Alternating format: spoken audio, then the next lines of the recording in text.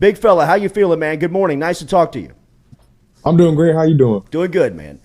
Take me through the recruiting process for you. I know it's kind of been a while when you've been committed to an SEC school. You've taken visits all over the country. Your old man is a legend at Iowa, which is known for pumping out NFL tight ends, and you end up at LSU. How'd you get to Baton Rouge?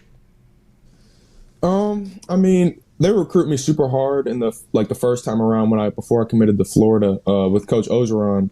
And right when I got there, that was probably the best feeling I got at a school, just like the gut feeling.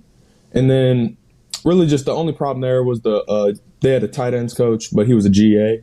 So, I mean, he wasn't super stable there. But then when I went to Notre Dame with Coach Kelly, he was probably my favorite coach I've had. Wow. Or I've seen. And so once they came together, it was going to happen no matter what. Well, you are Brian Kelly's prototypical type. You are his muse. A big, white, burly tight end is what he loves. What was your trip down to Baton Rouge? It was fun. I got a lot of family down there as well, so nice. we were able to hang out with them. We had a crawfish boil, all that. So I mean, it was fun. It was a good trip.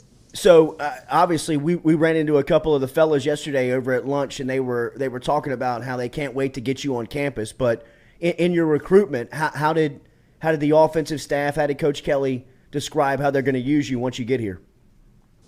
Coach Denbrock and Coach Kelly, they were really just preaching that they're going to use me on everything. They're going to use me in the backfield and the H. They're going to use me in tight end. They're going to flex me out. Because honestly, I have my skill set. I believe I can do everything that you want me to do on the field. So I pride myself on that for sure. How are you from a health standpoint? I know that you're a little banged up, and last season was tough for you, I'd imagine. Yeah.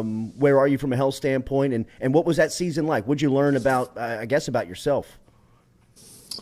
I'm doing great right now. Just get that out the way. I'm doing really good. Everything's feeling great. Last season was really just building my mental toughness with everything, just going through all that, and then every day having the same therapy, all that, and then really just watching football and not playing it. Like, that's difficult, just kind of being on the sideline and all that. So, really, I mean, it really just helped me in a way. The young talent at LSU, Walker Howard, 5-star tight end, true freshman. The other guys that have come in this class here early on, Quincy Wiggins, Will Campbell, some of these guys, when you think of what you guys can do here as a young nucleus of what Kelly is putting together, what is the potential you see from LSU over the next couple of seasons? Oh, I definitely see the potential to compete for a national championship. That's without question in the next 2-3 seasons. I mean, with all the firepower we'll have, I mean, it's going to be hard to stop. Do you play other sports? I used to play basketball, yeah. Yeah. Have you seen that help you in recruiting or help you on the football field, maybe translate to your footwork? Oh, yeah. It definitely helped on the football field, just kind of staying active, honestly, just staying active and just having fun out there, help especially with footwork and just landings, jumps, I mean, all that. Would you like to play in college? LSU is currently looking for some help on the roster. Lord, could start next year, both on the power forward and tight end. Coach, so Robert Steeples is a very young and energetic coach on the staff. You played for him at DeSmet Jesuit up in St. Louis. What was that experience like? I did.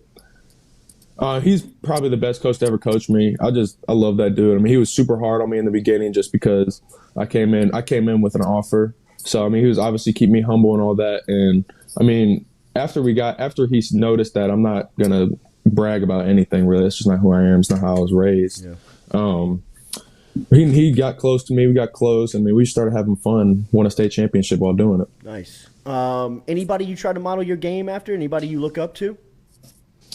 I try to model my game after, like, Mark Andrews or Jason Witten. Those are probably the main people I model my game after. Hell of a lineage you come from, right? Your old man was a standout at Iowa. Your uncle, I believe, was a standout tight end in the NFL. Is that pressure for you? I know, and the number 84 is big in your family.